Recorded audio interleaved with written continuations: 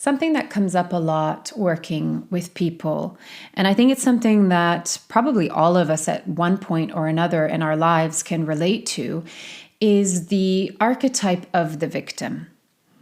And we all have played with this archetype. We all have this archetype within us. It's just a matter of do we let it rule the roost, so to speak? How much attention do we give it? But along with other aspects of, we can call it the saboteur or just whatever our limiting beliefs are, working with the victim is really a fundamental part of the journey of coming back home to ourselves and healing, essentially, because the victim is often what deprives us of our happiness. And I will say that happiness is really a choice. One thing that we have that is an amazing gift and a great responsibility as a human being is we have free will. But the responsibility part of that is it's really our choice, how we choose to show up in life. So the victim can be a big obstacle and an identity that we can get over-attached to, and it can really wreak havoc in our lives. And like anything else, it deserves compassion. But I want to go into, let's go into the archetype of the victim and how to choose happiness.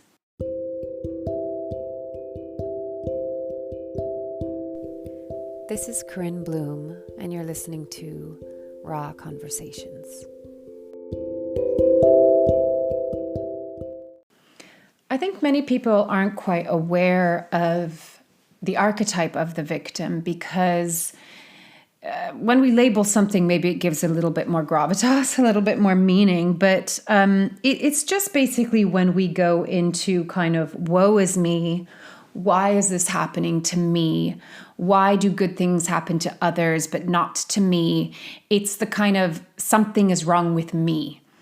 And the thing with the victim archetype is that that's its story. That's it. That's the only channel it plays. So coming out of the victim is actually really about calling upon other parts of ourselves to put things into perspective and to bring us into that clear lens, as you've heard me talk about before. So it's not tinted and tainted by the perspective, in this case, of the victim. The victim will actually seek out everything that's wrong, how everything is going wrong and it's not working, and you're always going to be single, or you're never going to have the job that you want, or you're never going to have, it talks in absolutes quite a lot, always, never. And it also really loves to go into comparison, what other people have that the victim that you don't have. So it's just something that's really good to build awareness around, because the reason why I say that it keeps us from happiness is because, like I said, its channel, its script, so to speak, is not one that is of happiness. That is the whole point of the victim, is just everything will go wrong. Everything is really sad and really bad and really terrible and really lonely and suffering, And it's very easy to create an identity around this, because identities are built by what we're familiar with. And if we're familiar with going into that narrative, that becomes comfortable, right? Things not working out becomes familiar and therefore comfortable. And this is the convoluted part of our behavior that we really have to turn around and go, well, wait a second, even though it's familiar, is it serving me? Most likely the answer to that is no, it's not serving me. So we do have to get to a point in doing the inner work along this journey, where once we understand why the victim is there, and here's the thing, there's always a reason, which I'll talk about in just a moment, but we have to get to a point where we choose. We have to make the choice, is this working out for me? And even if you have just pure, unequivocal evidence, empirical evidence from the past of how things have worked up until this point, you can always begin again, because what changes our future is how we show up in it. Our behavior changes the outcome. If we continue to repeat the past, of course, we will continue to create the past in the future, right? We're just carrying the baggage, so to speak, and we're just replicating the same kind of reality because it's all based on our perception. So at some point, we do have to make the choice. Now, first, there needs to be compassion because there's a reason, right? There might be a reason why for some, the victim is a very, very strong identity because maybe they had a really hard childhood. Maybe they had parents that neglected them or didn't care about them, didn't love them, or they didn't feel loved by them, that, were mean or even abusive or abandoned them or whatever it is. Everyone has their story and everyone has their wounding. So there's always a reason. And this is another part of the victim is it could always be justifiable. But I think, again, we have to recognize that if you take on this perspective that life isn't happening to you, but through you, all of this is just an experience. That's all this is. And a lot of people, if you've heard maybe within a kind of more spiritually inclined community, is that this is the school of life. And Earth is a pretty tough school. Being human is pretty challenging. It's very dense. And we're in a dualistic paradigm, so we get really caught up in good and bad and right and wrong. And in that, there's judgment and shame and, success and failure. And that's really painful. So that's why so much of my work is to recognize that is just a paradigm.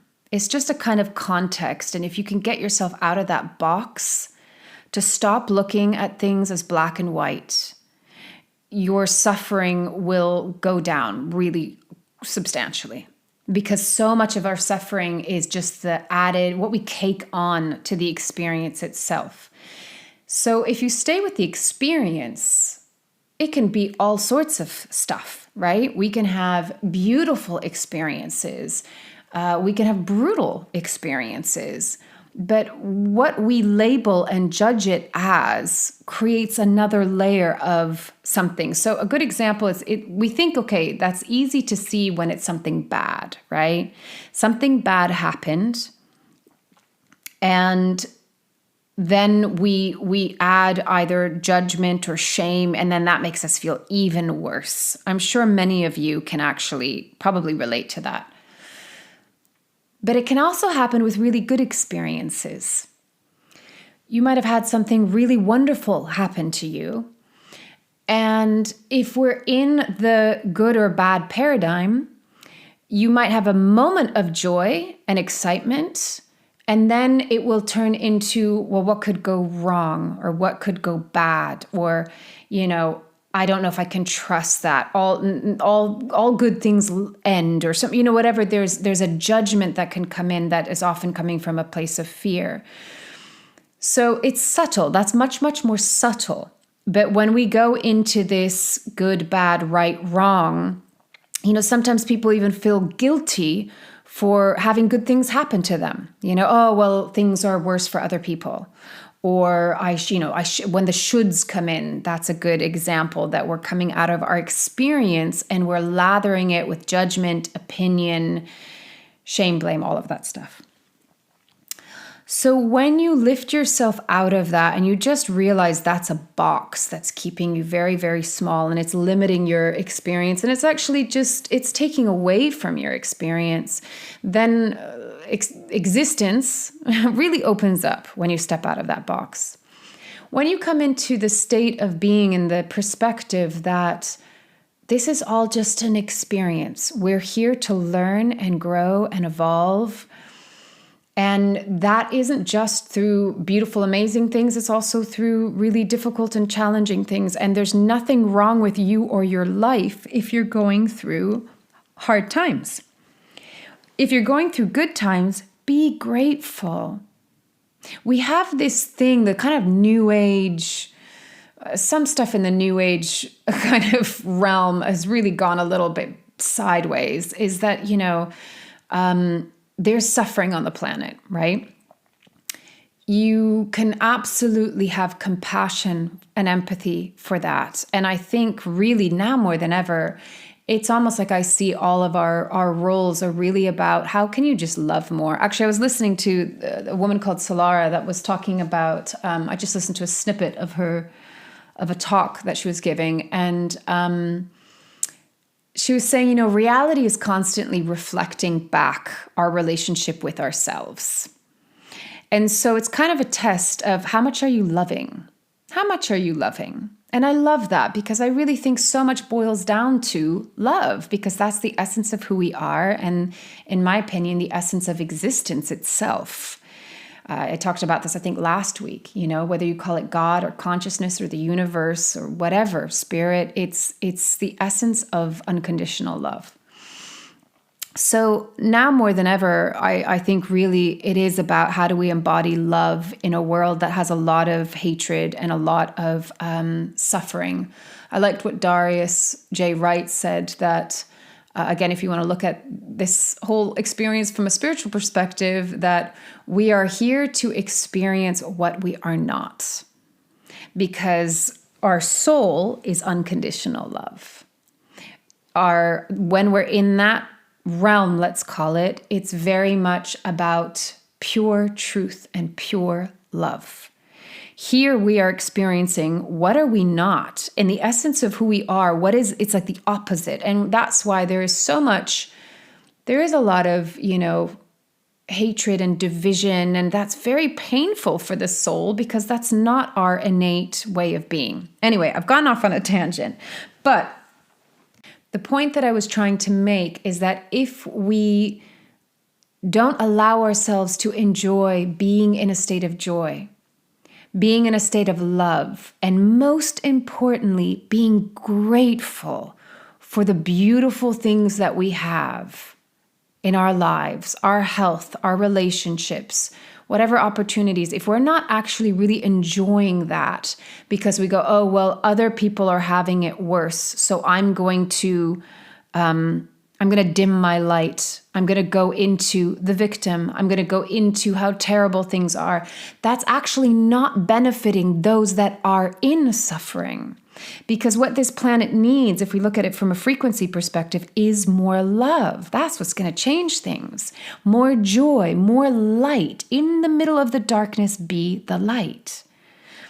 So that's been a little bit, comes from the Puritan perspective. It comes from this work hard. Life isn't for fun. Work hard, suffer. It comes from that mindset. And again, everything you could say is a paradigm. And I think, part of walking this path is shattering a lot of paradigms that just don't serve us. They just don't serve us. How are they valuable? How is it valuable for people to be walking around miserable and in victimization or in despair and hopelessness? Now, there are a lot of things in the world that could absolutely make us feel in despair and hopeless. But I don't know about you. And here's the thing, just on a side note, everything moves in cycles. And sometimes we are in a cycle where it's dark and we're going through the dark night of the soul or whatever. There's a weight, there's a heaviness, there's a density, and you might feel sad or depressed or scared or anxious or lonely. And if you're in that phase right now, that's okay. That is just a wave that you are riding. And as I've said in the past, just stay present and move through it with it. You will come out the other side. And if you're in a state where things are in flow and they're going well, enjoy that, emanate that. But we will go through cycles. We just will. But what I was going to say is, I went through the hopelessness and the despair.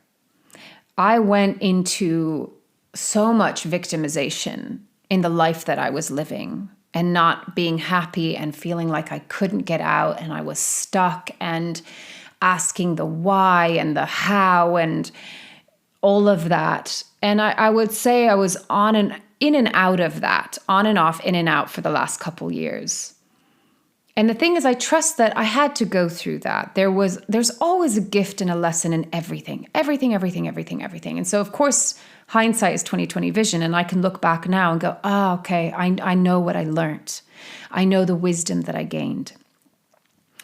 But if I'd stayed in that any longer, it wouldn't have benefited anything. And so this is why I say at some point we have to make the choice. It's like, okay, we have to go into the shadow. We have to process whatever it is that is arising out of the shadow that's important for us to look at.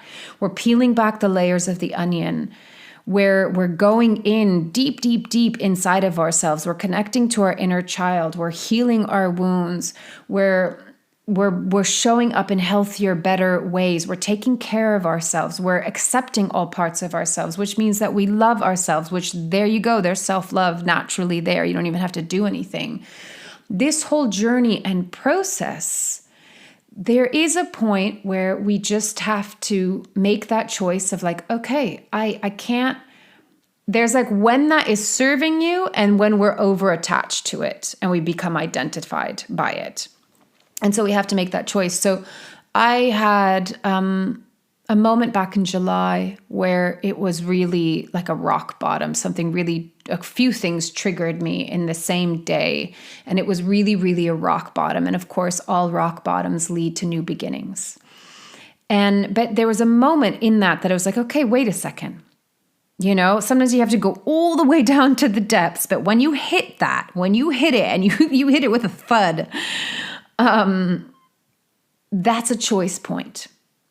That is an amazing choice point of like, okay, and how do I want to move forward now? And that's where free will comes in. Because you can stay there and you can wallow and you can continue to do the same things. It's like what Einstein said, insanity is doing the same thing and expecting a different result. That will make you crazy. And that could be also depression, all sorts of, challenging experiences and states of being and feelings is when we're doing the same thing over and over and over again, but wanting it to change. And it's not going to change until we make that conscious choice, until we put in the effort and do the work and cultivate the self-awareness so that we can make a different choice.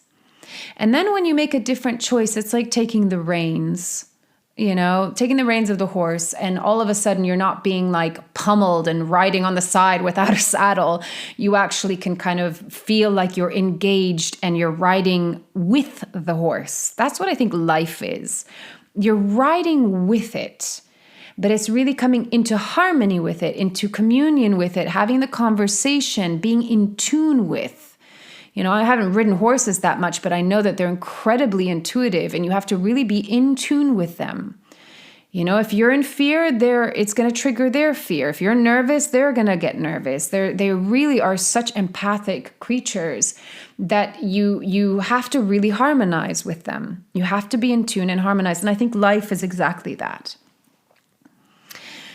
So I kind of reached a place where it was like, well, that's just the rock bottom. And I'd been there before and I was like, I don't want to keep on doing this. Something has to shift. And what was interesting for me, it was actually being vulnerable and putting myself out there in a moment of vulnerability and, despair, actually. And the victim was kind of, I wasn't in the full throes of it, but I could feel it. I could easily go down that narrative, that storyline. But it was really like I was saying, enough. I'm done with this. Enough with it. And just being vulnerable and expressing how I was feeling. And then, the amazing thing when we share our story with people is that we receive so much compassion, solidarity, empathy, but also opportunity. Because what switched things around is I had someone that I didn't even know that well that just invited me to come visit her. And so I got to just leave the area that I was in and go away for a week. And, just sometimes removing ourselves allows us to come back to ourselves and put things in perspective. And from that point forward, everything changed.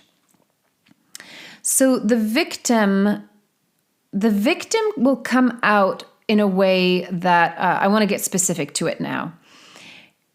it's a little bit sneaky because the victim is about itself, but it always points to the external. So I'm not happy because something outside of me isn't working. It's not what I want it to be. So I see this a lot working with singles. And they're dating and they're dating the same kind of man or woman. I tend to work primarily more with women, so I might just say men. But if you're a guy, it's obviously relatable. Or if you're in a same-sex relationship, it's all the same. That they keep on attracting the same kind of guy. They keep on having the same kind of dates. And the story then that the victim goes into is it never works out. Something is wrong with me. I'm always being rejected, or I'm being abandoned, or I'm being ignored, or I must not be lovable, or I must not be important enough, or I must not be beautiful or enough, or something enough. But instead of actually looking at taking self-responsibility and recognizing, okay, what is my behavior? What is driving my behavior? Why am I attracting these men? Why am I continuing to put up with this stuff? When we begin to ask the questions and understand the motivation for our behavior, then we get to choose to stop doing it. Now, the problem is when we are so over-identified with it and the fear is so great, because a lot of the fear of the victim is it doesn't want to be alone. The victim wants to be seen, heard, understood, loved, embraced, validated, taken care of. So that's a really great invitation for what we need to do on the inside. But again, the victim that won't look to you to do it because it's the victim, right? It can't help itself. It will look for someone else.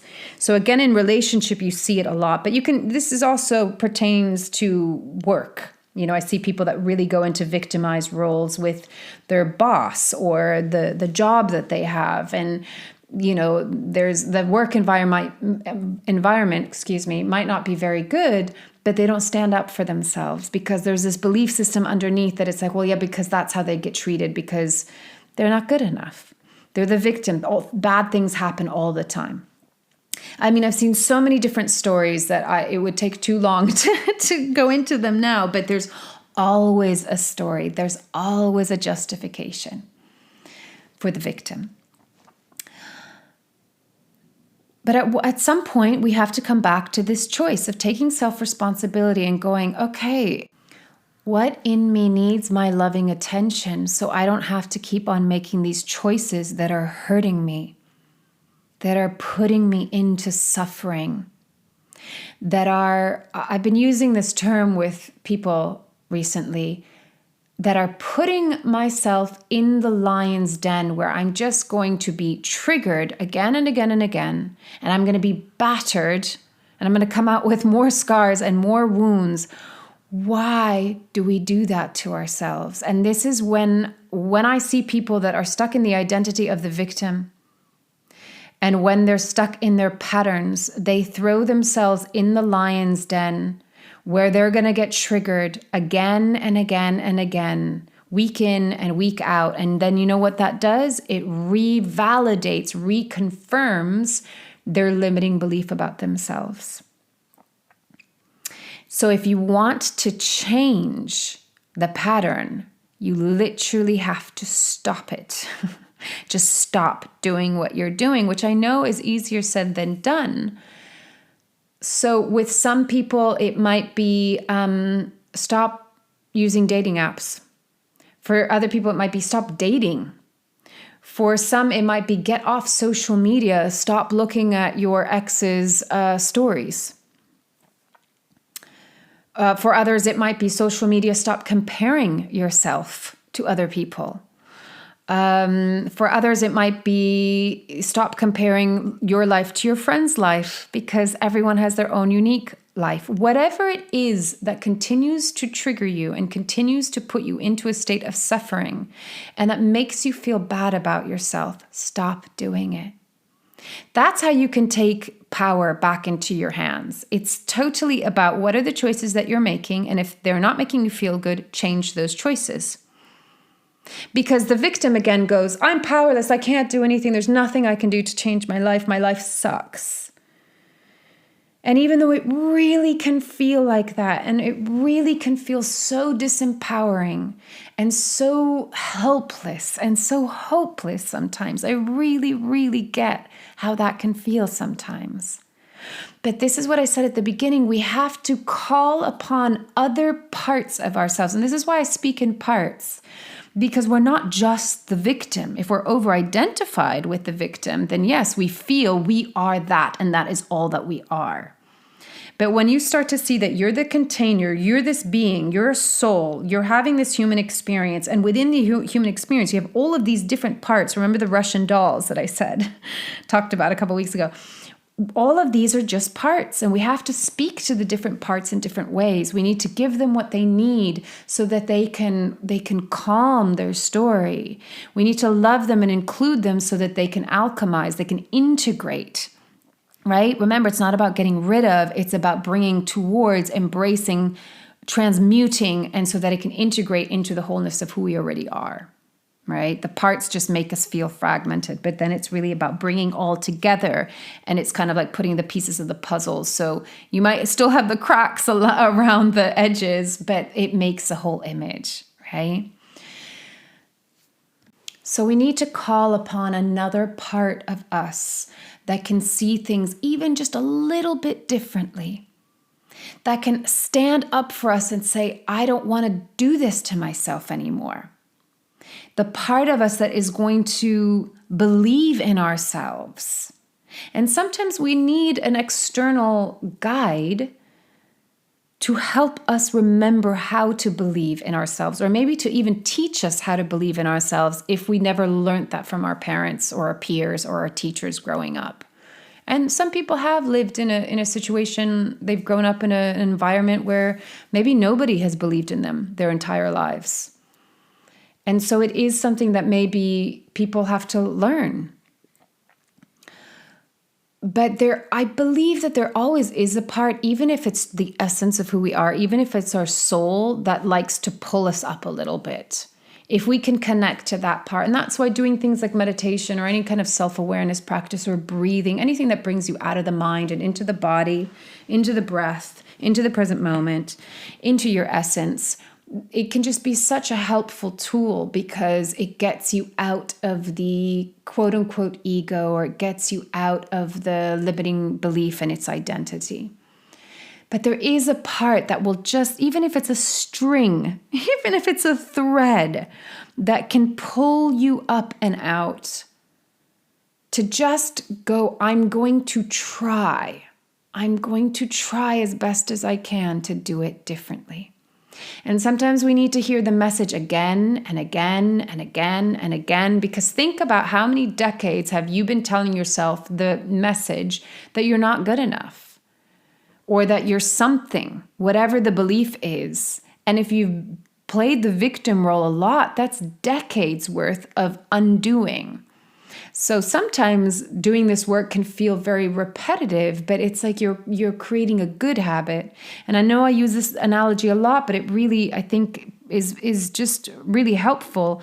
Whenever you're doing a new sport, or you're learning a new instrument, or whatever it is that you're learning, you have to practice it again and again and again and again.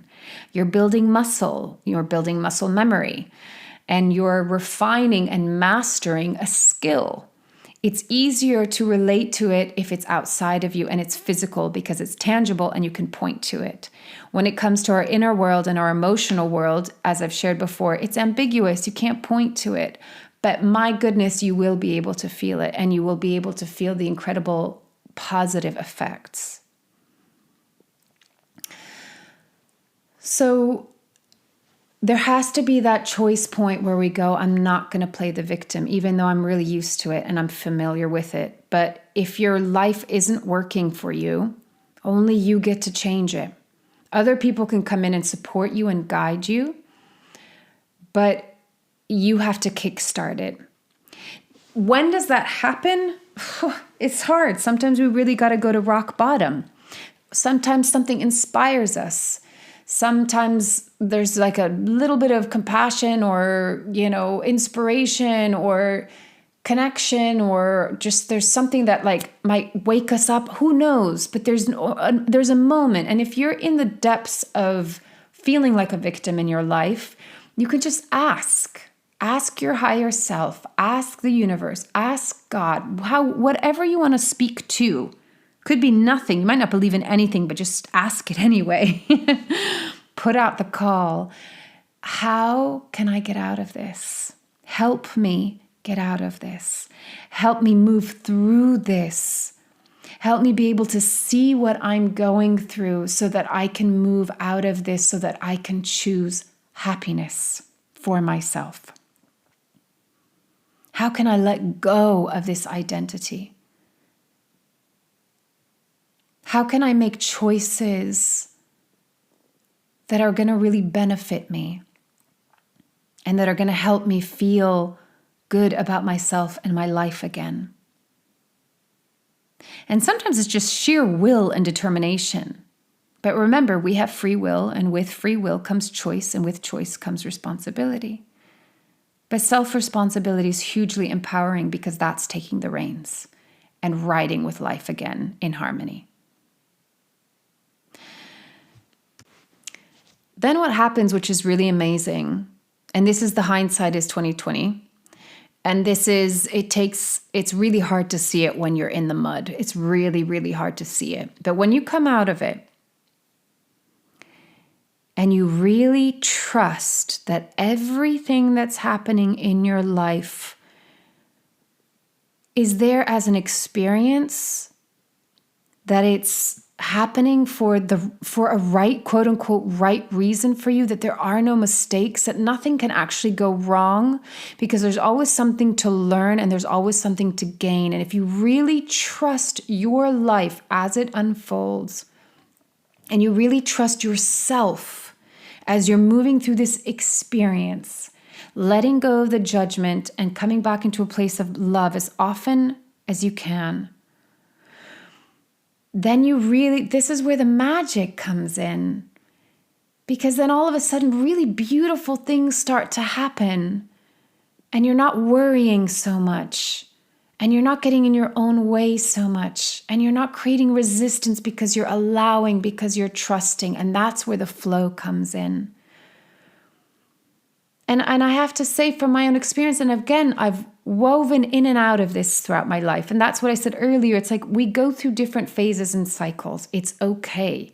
If all of a sudden, if you've been riding this beautiful wave and then it crashes and you bang up against the cliffside and then you go into a dark period, that's there for a reason. There's something that needs to, process or grieve or heal or whatever. But again, it's looking at what happens in your life as long as you're engaged with it. If you're not engaged with it, the lessons are going to come in harder and stronger because it's there to wake you up. It's there to make the connection with yourself. But if you just see it, that it's always there for a reason. It's always there for your greatest and highest good. I know that sounds crazy, and the victim will go, well, why did that happen to me? How is that good for my greatest good? Well, maybe because your soul came in here and was wanting to learn what boundaries look like, was wanting to really learn what self-worth and self-love looks like, or is wanting to learn what forgiveness looks like. There's a really beautiful children's story. I forget the name, but I think it was a children's story that came out of the book Conversations with God, I want to say. I never read that book, but somehow I think I was given this book. And it's just such a beautiful story, fable about this angel that wants to come in and learn, be forgiveness. I think that's what it was. And so the other angels came in of like, okay, I'll come in and play a role in your life to give you a reason to practice forgiveness. So most likely, and this before I say that, the angel said, I might do terrible things, but remember who I am. And this is just to teach you what forgiveness is, but remember who I truly am. Because what I was going to say is most likely that would come in a form of let's call it an abusive relationship, right? But that angel was letting the angel that wanted to learn what is forgiveness. It gave the opportunity, okay, I will play the bad guy. Now, I'm not saying that then, the bad person that abused you in your life, that you need to forgive them, because actually forgiveness, that's a whole other topic. Forgiveness is all about, do you forgive yourself for making the choices that you made? Do you forgive yourself for the things that you wished you had done differently? Knowing that every step of the way we make the best choice that we can in that moment. And sometimes it takes us years to learn how to make a different choice. But it's all an evolution. It's all growth. It's all leading us in the direction of becoming stronger, becoming wiser, becoming more in a state of love, more self-compassionate, more empathic to others. You can literally take anything that will happen to you in your life, and as long as you don't fall for the victim, it is food for growth. All of it, literally all of it. Or you can have the complete opposite, is that anything and everything could make you a victim. Anything and everything could be terrible. And that's where it is a choice. And sometimes we ebb and flow out of it, in and out of it. And that's okay. That's really, really okay. So there's no judgment towards the victim. It can be a huge springboard for our growth. But it does come down to making the choice. Do you want to continue to be the victim and have life not work out for you? Or do you want to take it by the reins and say, actually, I'm going to try and do it differently. I'm going to try as best as I can in this moment to do it differently and make a different choice, one that is in support of my happiness. And that happiness is a choice. It's a choice. And then when we choose to really be happy within ourselves, and happiness isn't always like, woohoo, I'm happy and positive all the time. It's just, I'm going to see the good in life. I'm going to see the good in my life, and I'm going to be grateful every day. Name the things that you're grateful for, even when you feel like shit. Name the teeniest, tiniest thing that you were grateful for that day, and it will shift you. And it's so annoying when you're in a really hard space when someone says, be grateful. And let that come in its own time too, okay? Don't push it. Don't force it. You don't want it to be disingenuine. You want it to be genuine. You want it to be authentic. But ask yourself gently, so gently, is there any little thing that I'm grateful for today? Could have been a cup of tea, the warmth of a cup of tea, right? Anything, literally anything. And allow it to gently pull you out of the hole. Allow it to give you a shape or something that you can hold on to pull you up. I don't even want to say to give you hope, because that can be something that we grasp for outside of ourselves. It's all within you, all of it. Just trust yourself. And if you need to continue to repeat and hear it from someone else who's guiding you, believe in yourself. Believe in yourself. The victim doesn't believe in itself. So it's even setting the intention, I'm going to believe in myself as best as I can. I'm going to believe that I'm worthy of happiness, that I'm worthy of love, that there's nothing wrong with me. We're all born deserving and worthy of love, happiness, joy, beauty. Don't forget that. I'm here to remind you of that. So the invitation is just notice. How are you playing the victim? Is it working for you? Is it serving you? Do you want to keep on doing it? I know it might be hard to break the pattern, but are you willing to? Are you willing to fight for yourself, for your happiness? And are you courageous enough to do it differently and to step into a big unknown? But I guarantee you that unknown will be better, because it will be moving closer towards what you deserve. What is your birthright? And just remember that this is just an experience, neither good nor bad, that you are totally worthy and you are love itself. So if you are that, you can create that. And you can call that in and you can receive that.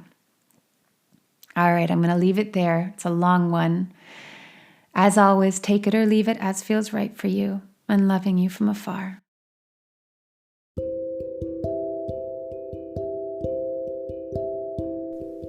You've been listening to Raw Conversations with Corinne Bloom. Thanks so much for showing up, listening in, and being a part of the conversation with me.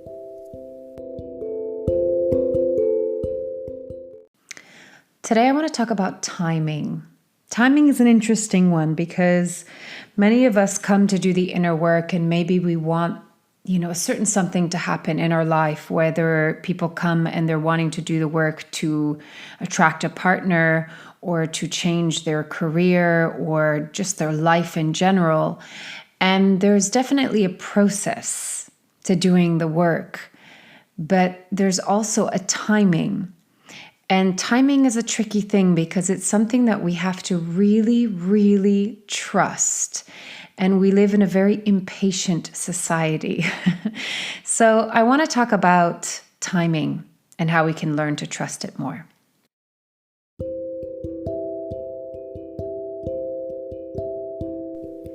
This is Corinne Bloom, and you're listening to Raw Conversations.